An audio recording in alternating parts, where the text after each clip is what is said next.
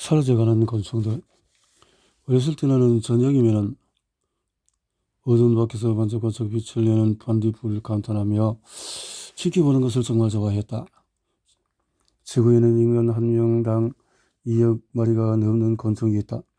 곤충은 다양성, 순수, 개체수, 총 바이옴에서 관점에서 다른 동물보다 훨씬 우위에 있다. 야생 식물의 80%가 수분을 곤충이 의존하고 조류의 60%가 식량을 곤충이 의지한다고 추정된다.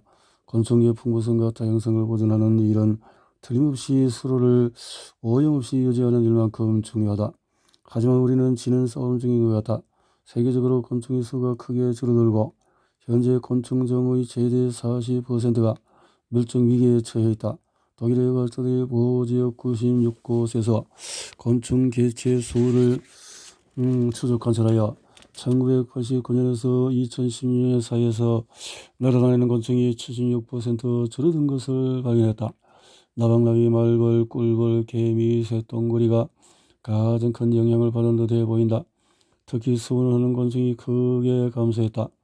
한때 북아메리카에서 상징처럼 흔히 볼 수 있었던 제왕나비는 멸종 직전에 있다. 제왕나비는 매해 가을 미국의 북부 평원에서 남쪽 멕시코 시티까지 장대한 비행을 하고 봄이 오면 돌아와서 여행을 한다. 동양에서 제왕나비의 개체수는 80% 이상 감소했고 캘리포니아 해안에서는 1980년대 450만으로 추정되던 것이 오늘날에는 28,429마리로 99% 감소하는 등 불길한 상황에 벌어졌다. 여기에는 몇 가지 원인이 있다. 농지 전환으로 인한 서식지 감소, 개체수가 회복되기 전에 빠르게 제왕나비를 죽이는 포식자, 기후변화, 글리포세트가 함유된 살충제가 대표적이다. 경험적 증거에 따르면 지역별 포세이트 사용률과 제왕나비 개체수 사이에서 반비례가 보인다. 제왕나비 유충에 줄어먹는 제모라운드 레디옥소스와 대두 작물 사이에서 흔히 자라는 아스클레피아스라는 잡초이다. 그동안 아스클레피아스의 손실이 제왕나비 감소의 원인으로 제기되어 왔지만 아직 알려지지 않은 것은 제왕나비들이 아스클레피아스에서 발견된 포세트에 독살되고 있다는 것이다. 멸종되어 있는 곤충은 나비뿐 아니라 물벼룩, 이 상업용 농장 수확물을 통해서 잔류물이 포함된 라운드업 레디 대두를 먹으면 성장이 멈추고 새끼를 적게 낳거나 아예 번식하지 못하고 어마어마하게 죽는다. 건강에 미치는 악영향은 노출 수준이 높을 때 더 뚜렷하지만 미국 환경보호국의 정한 잔류 허용 기준에 훨씬 못 미치는 수준에서도 벼룩의 건강은 좋지가 않다. 꿀벌의 개체 수 역시 과거 20년간 심상치 않은 감소세를 보였다.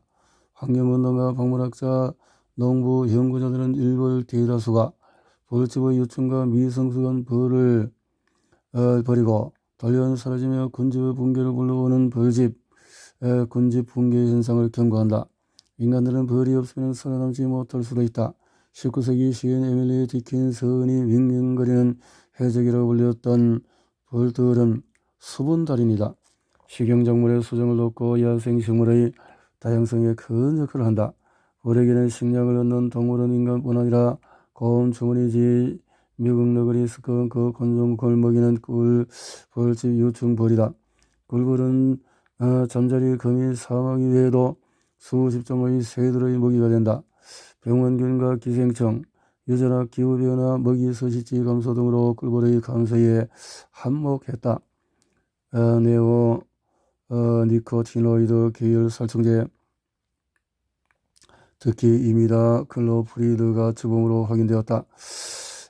이것은 살충제 하나인데 가정집, 정원, 또는 골프에서 진딧물, 가루이, 또 청체벌레처럼 원하지 않는 곤충들을 방지할 때나 농업에서 정제나 토양을 처리할 때 사용한다. 반려동물용 벼룩약과 진드기약으로도 쓰인다. 이러한 살충제는 닦거나 삼키면 척추신경계를 교란시켜서 곤충들을 죽인다. 벌의 유충이 네오니코티노이드에 유출되면 유전자 발현의 변화가 나타난다. 한 예로 과학자들은 이 살충제에 노출된 벌들에서 사이토크롬 효소의 생산이 급격하게 증가한다는 것을 발견했다. CYP 효소는 많은 지용성 독성 화학물질과 독소의 해독에 중요하다. 글리포세이트는 쥐와 닭, 귀와 모두에서 간의 CYP 효소들을 억제한다. 네오니코티노이드 해독 작용은 글리포세이트가 억제하는 CYP 효소에 의존한다. 꿀벌 군집의 가장 중요한 기능 하나는 꽃식물을 수정하는 것이다. 그 중에 하나가 아몬드 나무다. 이런 봄이면 아몬드 나무는 5장의 꽃잎으로 된 하얀색 또는 연분홍색 꽃을 피운다. 어쩌면 초기 기독교인들은 이 나무가 꽃을 매우 일찍 피우기 때문에 이를 부활의 상징으로 여겼을지도 모른다. 중국에서는 새해를 기념하여서 행운을 상징하는 아몬드 쿠키를 즐겨 먹는다. 하지만 수십억 마리의 벌이 글리포세이트로 처리된 아몬드 숲에 들어간 이후에 대부분 죽어가고 있다. 양봉업자들을 대상으로 진행한 최근 설문조사에 따르면 2018에서 19년 겨우내 상업용 벌집의 3분의 1이 넘는 약 500마리의 벌이 죽었다. 과학자들이 벌에 관한 글리포세이트 영향을 검사했을 때 무엇을 찾아냈을까? 좋은 건 없었다. 벌은 놀라운 곤충이다. 서로의 얼굴을 인식하고 심지어 인간을 인식하는 법도 배울 수 있다. 건강한 벌은 연습을 통해서 집으로 돌아가는 최단 경로를 찾는다. 하지만 안전해 보이는 수준의 글리포세이트에 노출된 벌들은 집으로 돌아가는데 오래 걸리고 또 두 번째 보냈을 때도 귀가 시간을 계산하지 못했다. 심지어 벌이 즉사하지 않을 때조차 포세이트는 먹이를 찾는 벌의 능력을 손상한다. 아르헨티나의 연구팀은 실험실 환경에서 여기서 노출된 꿀벌의 먹이 찾기 행동의 변화를 조사했는데 2019년에 연구 결과 포세이트가 벌의 학습 능력, 인지 능력, 감각 능력에 부정적인 영향을 끼치고 있었다. 이것은 꿀벌의 장내 마이크로바이옴의 균형을 무너뜨린다. 벌에는 스노드 그라셀라 알비라는 중요한 장내 마이크로바이옴이 있다. 이 장내 미생물에 속하는 것은 글리포세이트에 민감한 EPSB 합성 요소 중에서 하나를 부호한다. 5일 동안의 자랑 시럽에 첨가된 소량의 포세이트에 노출된 일벌들은 유익한 스노드 알바와 비피도박테리아 락토바실러스 두 종수가 줄어들었다. 동시에 포세이트 노출로 인해서 병원군 세라티아 마르세센스에 더 민감해졌다. 장내 마이크로바이옴이 손상된 벌들을 지배버리고 기해 감염으로 죽을 확률이 더 높다. 땅속에서 몸부림치는 지렁이들. 비벌리 그리어리의 사랑받는 소설 속에 활기 넘치는 말썽꾸러기 라무나 킴비는 흙 속에서 지렁이를 뽑아서 소년에게 약혼 반지로 준다. 어린이, 농부, 어부 모두 지렁이를 아주 좋아한다. 지렁이는 건강한 토양을 유지하는 데 있어서 중요하다. 지렁이는 생태계의 기술자로 죽은 식물의 부스러기를 잘게 부수고 장내에서 무기를 포함하여서 복잡한 영양소를 식물이 흡수하기 쉬운 간단한 형태로 분해한다. 땅에 지렁이 1000마리가 살 수 있다. 그러나 아일랜드의 과학자들은 경작된 토양에서 지렁이 개체수와 감소했음을 보고했다. 최근 연구에서도 많은 농장에서 지렁이가 감소했다는 것을 발견했다. 지렁이 감소가 영국에서 가장 아끼는 새 중의 하나인 노래집하기가 심상치 않게 줄어든 주 원인일지도 모른다. 2015년 오스트리아의 연구팀은 실험을 통해서 흥미로운 사실을 발견했다. 먼저 온실에 잔디와 허브의 씨앗이 뿌려진 병을 설치하고 뚜렷하게 다른 지렁이 2종을 그 안에 넣었다. 수직으로 굴을 파는 종과 땅속에서 생활하는 종이었다. 과학자들은 농업용 건장량의 절반 정도의 라운드업을 뿌린 다음에 대조군과 비교하여 지렁이의 활동을 주의 깊게 수집했다.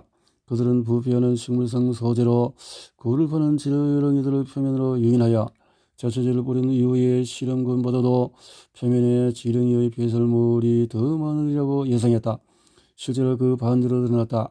단 일주일 만에 글리포세이트에 노출된 모든 지렁이, 즉 굴을 파는 종과 그렇지 않은 종 모두 배변율이 크게 하락했다. 3주 후에 배변은 실질적으로 멈췄다. 글리포세이트 노출된 지렁이들이 본질적으로 먹고 배설하는 것을 멈춘 것이다. 왜 그런지는 알 수가 없다. 어쩌면 지렁이들이 글리포사트를 감지하고 먹는 것을 거부하는 바람에 부패하는 식물성 소재 또한 거부했을 수 있다.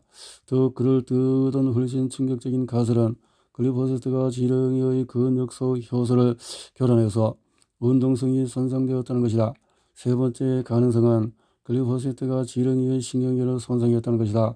2012년 해충에 관한 어느 연구에서 밝혀졌듯이 글리포사트가 도파민을 방출하는 벌레의 신경세포를 손상하여서 파킨슨과 유사한 상태를 불러온 것을 고려하면 분명히 그럴듯하다. 두 종의 지렁이 모두 번식 능력이 크게 손상되었고 제초제를 쓴 지 3개월 후에 흙 속에 사는 지렁이의 번식 능력이 56%까지 감소했다. 침묵의 습지. 나에게는 7명의 형제 자매가 있다. 우리는 어린 시절을 보낸 커네티컷주의 습지에는 개구리가 아주 많았다. 등등등 양서류, 개구리, 도룡뇽 등등 양서류. 2005년 과학자들은 라운드업을 뿌린 야외 연못과 주변 지역에서 올챙이의 90에서 100%가 3주 만에 죽었다는 것을 발견했다. 놀랍게도 역지의 어린 개구리와 두꺼비 79%가 불과 하루 만에 죽었다. 2019년 프랑스 과학자들은 라에비스, 즉 아프리카 발톱 개구리 알을 글리포에에 노출하고 발달성인 배아에서 발달성 결함이 있는지를 조사했다. 수정란이 성숙한 배아를 만들기 위해서 분해하는 첫 단계에서 주목할 만한 배아 결함이 나타났다. 또 DNA 복제 및 세포 분열 과정이 심각하게 손상되었다. 이 결함에는 방추사 붕괴, 염색체 붕괴, 이소성 방추사, 방추사 또는 염색체 탈락이 포함된다. 연구 결과 독성 연구에 기록된 적이 없던 이중 방추사와 이중 성장체가 발견되었다. 올챙이에 관한 2019년 연구에 따르면 아르헨티나 차코 반파 평원의 지하수소 글리포사트와 비소에서 독성이 상승했다. 그리고 두 화학물질이 모두 존재할 때 발달을 방해할 수 있는 갑상선 호르몬의 합성이 상당히 증가하는 것을 발견했다. 과학자는 글리포사트와 비소가 조합하면 강력한 내분부 결합 물질이 되어서 어느 한쪽의 영향을 받을 때보다도 올챙이의 DNA 손상을 더 많이 일으킨다는 것에 주목했다. 반려동물에 끼치는 해악. 가축 역시 높은 수준의 글리포에 노출되었다. 뉴욕주의 연구진은 개와 고양이의 소변에서 글리포와 그 파생물인 스폰산 강공액이 나타난다는 것을 발견했다. 소변은 메틸 글리포에 검출되었다. 렌틸콜, 병아리 콩, 누에 콩 같은 콩과 식물로 단백질을 채운 곡물 없는 개 사료가 점점 인기를 더 끌고 있다. 하지만 콩과 식물에서 가장 높은 수준의 글리포가 꾸준히 발견된다. 반려동물은 적어도 3가지 형태로 글리포에 과도하게 노출되고 있다. 2015년 7월 미국 식품의약국은 개를 기르는 사람들에게 심근병증을 경고하는 성명서를 발표했다. 괴학증성 심근병증은 개들 사이에 비교적 새로운 질병으로 점점 독성이 심해지는 식단에서 유발된다고 여겨진다. 고양이에게도 비슷한 심장병이 알려진 지 오래다. 흥미롭게도 고양이 사료의 타우린 함량이 증가하면서 질병의 위험성이 줄어들고 타우린 보충제 역시 심근병증을 앓는 개들의 증상을 개선하는 듯이 보인다. 타우린은 심장의 고농도로 조정되며 심장 발작 후에 황산염 공급을 제기하는 데 매우 중요하다. 타우린은 글리포와 어떤 관련이 있을까? 글리포와 타우린은 흡수를 심하게 억제한다. 타우린에 관해서는 역장에서 더 다룰 것이다. 반려식품 속에서 유해 첨가물 글리포 독성을 심화할 수도 있다. 퓨리나 사이에 고양이 사료에는 몬산이 개발한 인공 방부제인 액토시킨이 함유되어 있다. 에톡시킨은 간과 콩팥을 손상하는 것으로 드러나 인간이 섭취하는 모든 식품 향신료 제외에는 사용이 금지되었다. 미국에는 반려동물 사료 회사들이 소위 천연제 구매 애도 시킨을 계속 청구한 반면에 유럽연합은 2017년 모든 동물의 먹이에 시킨 사용을 금지했다. 피터 폴 앤 마리는 내가 좋아하는 노래 중에 하나인 꽃들이 전부 어디로 갔는지 묻는다. 어린 소녀들이 꽃들을 줘서 청년의 무덤에 놓아두었다. 젊은 청년들은 전투에서 전산권이었다. 현재 우리는 다른 종류의 전투를 치르고 있다. 흙을 뒤젓고 다니며 양분을 공급해줄 지렁이가 없고 꽃을 씹을 벌나비가 없으면 꽃은 자랄 수가 없다. 이렇게 자연이 파괴되고 있다라는 것이네요.